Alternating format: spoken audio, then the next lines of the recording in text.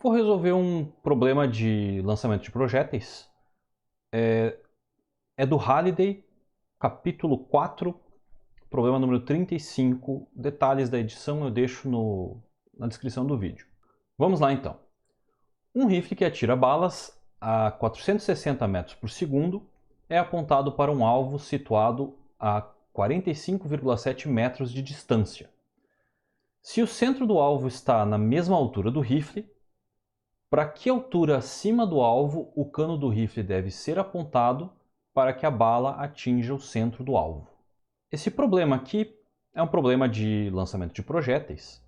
Eu posso já fazer um esboço aqui mais ou menos do que vai acontecer. Eu tenho aqui um eixo Y, né, vertical, e aqui um eixo X, horizontal. Eu posso começar o meu disparo aqui de qualquer lugar, né? Eu vou colocar o rifle, o ponto de onde está saindo a bala, na origem. Então a bala vai sair daqui. Aí eu posso atirar em qualquer ângulo aqui. Digamos que eu atire nessa altura aqui, assim. E aí ele vai fazer uma trajetória que nós já sabemos que é uma trajetória parabólica, né? Ele tem uma velocidade inicial, v0. E essa velocidade ela faz um ângulo θ com o eixo x. A questão é, eu quero que ele atinja um alvo que está situado a uma distância que ele dá aqui. Eu vou chamar essa distância de d. A uma distância d, vou colocar aqui dzão, igual a 45,7 metros. Essa é a distância daqui até aqui. Então esse aqui é o tiro que eu dou que acerta o alvo, né? Se eu tivesse mirado num outro ângulo qualquer, por exemplo acima ou abaixo, eu iria errar o alvo. Isso é uma coisa que eu acho que é legal de colocar aqui, que é o seguinte: o que aconteceria se eu, por exemplo, mirasse diretamente no alvo? O ângulo seria zero, né? Ele miraria aqui assim, então ele iria fazer uma trajetória parabólica aqui e ele iria cair, não sei, em algum lugar por aqui assim. Quando chegasse na parede, ia estar uma distância abaixo do alvo. Não sei que distância é essa. O problema não está pedindo isso, mas eu vou começar calculando por quanto eu erro se eu atirar reto. Se eu atirar reto para errar, aqui eu já tenho então meu eixo x, meu eixo y. Como é que ficam as equações de movimento do meu sistema? Ele vai ter uma velocidade v0 apontando exclusivamente no eixo x. O meu v0 é v0 na direção y. Então minhas equações de movimento, elas ficam x igual x0 mais, vou escrever a equação aqui, x igual a x0 mais v0xt, não tem aceleração no eixo x, né? E y igual a y0 mais v0yt mais 1 meio de AYT ao quadrado. Então essas são as equações de uma forma geral, né, para um movimento retilíneo uniforme no eixo x e um movimento acelerado no eixo y, sendo que a gente já sabe que a aceleração y é menos g, né, ele está sendo acelerado para baixo, no sentido negativo do eixo y, com a aceleração da gravidade g. Então essas são as equações, x0 e y0 são zero, porque eu decidi colocar a origem ali onde a bala sai, então o instante inicial é zero. X é v0t e y é igual a menos 1 meio de gt ao quadrado. Sistema de equações para resolver. Qual que é a condição matemática que eu tenho que impor aqui para dizer que eu atingi não o alvo, né, mas a parede do alvo, quando x é igual a d, né, esse valor aqui, quanto que vale o y? Então eu substituo aqui x igual a d nessa equação, na primeira equação, isolo o t, então o tempo vai ser d sobre v0. Vou chamar essa equação de 1, e essa equação de 2. E substituo isso aqui na equação 2. Y igual menos 1 meio de g.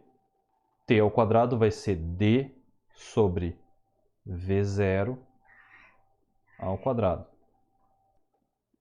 Aí é só calcular, né? Os valores são todos dados ali. 1 meio, né? 0,5 vezes g, que é 9,8, vezes o d, quanto que é o d? 45,7. 45,7 ao quadrado, dividido por 460 ao quadrado. 0,4836. Então, metros, né? Então, isso aqui é 4,84 centímetros. Essa é, então, a posição que eu acerto se eu atirar reto, como eu estava dizendo que eu ia atirar. Obviamente que eu vou errar, né? Porque o alvo está na posição y igual a 0. Então, eu vou errar por 4,84 centímetros. E agora, o que eu tenho que fazer para achar essa trajetória aqui? Qual que é o ângulo aqui, então, que ele tem que ter para que eu consiga fazer essa trajetória chegar aqui nesse ponto. Agora eu quero acertar. Para isso, as equações agora vão levar em consideração um ângulo θ diferente de 0. Aqui eu vou ter, então, vou colocar aqui esse V0, fazendo um ângulo aqui com o eixo X, um ângulo θ. Ele vai ter uma componente aqui, V0 cosseno de θ, que é o cateto adjacente. E aqui ele vai ter uma componente y aqui para cima, que vai estar aqui nesse cateto oposto, que é V0 seno de θ. Então ele vai ter essas duas componentes aqui. E aí eu tenho que usar isso aqui nessas equações. Mas o resto é tudo igual, né? O x0 continua sendo 0, o y0 continua sendo 0. Só o v0x e o v0y é que vão ser esses valores aqui. A minha equação em x fica x igual v0 cosseno de θ, t, velocidade constante, e o y é igual v0 seno de θ, t, menos 1 meio de g t ao quadrado. E agora eu tenho que resolver também. Essa parábola aqui ela vai ter que passar por esse ponto, que é x igual a d e y igual a 0. Então eu tenho que garantir que quando x igual a d, y é igual a 0. Ou vice-versa, né? Quando y é igual a 0, x igual a d. Só que y é igual a 0 em duas ocasiões. Y é igual a 0 aqui, na origem, e depois nesse ponto aqui. Então, se eu fizer y igual a 0 primeiro, tudo bem. Eu vou achar aqui uma equação de segundo grau. Uma raiz é essa aqui e a outra raiz é essa aqui. Eu preciso achar a segunda raiz, então. Vamos lá, fazer isso aqui. Eu pego a equação 2 e faço y igual a 0. Isso me dá v0 seno de θ t menos 1 meio de g t quadrado igual a 0. Posso colocar o t em evidência. Tem duas raízes, né? Uma equação de segundo grau. Raiz 1, t igual a 0. E raiz 2 é a raiz desse cochetes aqui. Então, esse cochetes aqui igual a 0. T igual vai dar 2 vezes V0 seno de θ sobre G. Esse aqui é o instante t, a segunda raiz, né? Quando a bala está fazendo essa trajetória passando por este ponto aqui. E a gente quer substituir essa raiz na equação 1. Eu quero que x seja igual a d e t seja igual a isso aqui. Então, na equação 1, eu tenho que x é igual a v0 cosseno de θt, ou seja, d é igual a v0 vezes cosseno de θ vezes t, que é 2v0 sobre g vezes seno de θ. Posso juntar algumas coisas aqui, eu vou ter que d é igual a 2v0 ao quadrado sobre g vezes cosseno de θ vezes seno de θ. Tudo que eu não sei é o θ. Todo o resto eu sei. Eu sei quanto vale o v0, sei quanto vale o g, sei quanto vale o d. É meio ruim esse esse cosseno de θ vezes seno de θ, que é meio esquisito, né? Então dá para usar uma relação aqui trigonométrica que salva a gente, que é o seguinte: seno de 2θ é igual a 2 seno de θ cosseno de θ, que é o que a gente tem aqui, né? 2 cosseno de θ seno de θ. Então isso aqui, tudo a gente pode substituir por seno de 2θ. O que a gente não sabe aqui é o seno de θ, é o que a gente quer descobrir. Então o seno de 2θ, no caso, né? Seno de 2θ é só isolar aqui, né? Ele vai ser g vezes d dividido por v0 ao quadrado. E a gente tem todos esses valores, né? Tem o g, tem o d e tem o v0, né?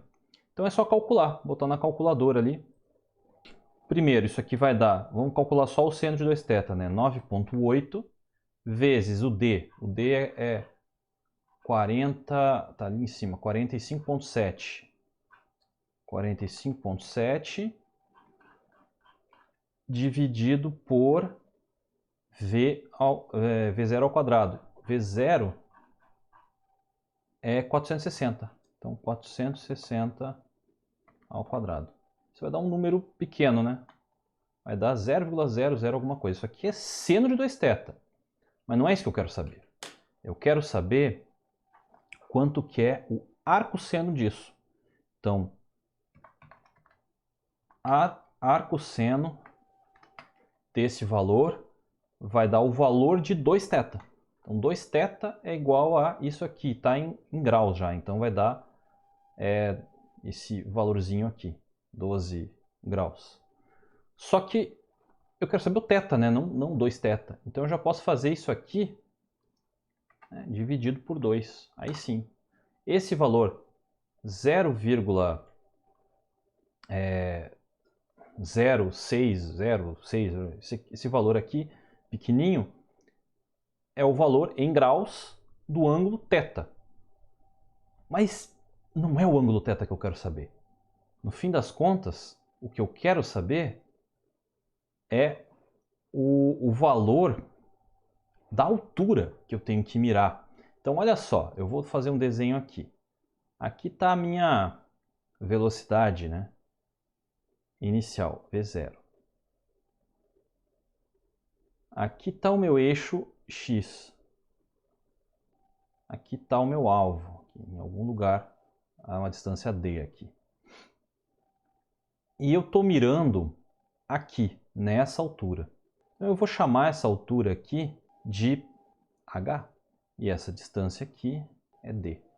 Então é isso que eu quero saber. Eu quero saber esse h. Posso usar uma relação trigonométrica aqui, que é tangente de θ é igual a h sobre d. Então, o que eu quero calcular aqui é d vezes a tangente deste número aqui que eu acabei de calcular. 45,7 vezes a tangente do arcosseno daquela coisa toda dividido por 2. Então, isso vai nos dar 4,84 centímetros. Olha que interessante. 4,84 centímetros é a altura que eu tenho que mirar acima do alvo para atingir o alvo.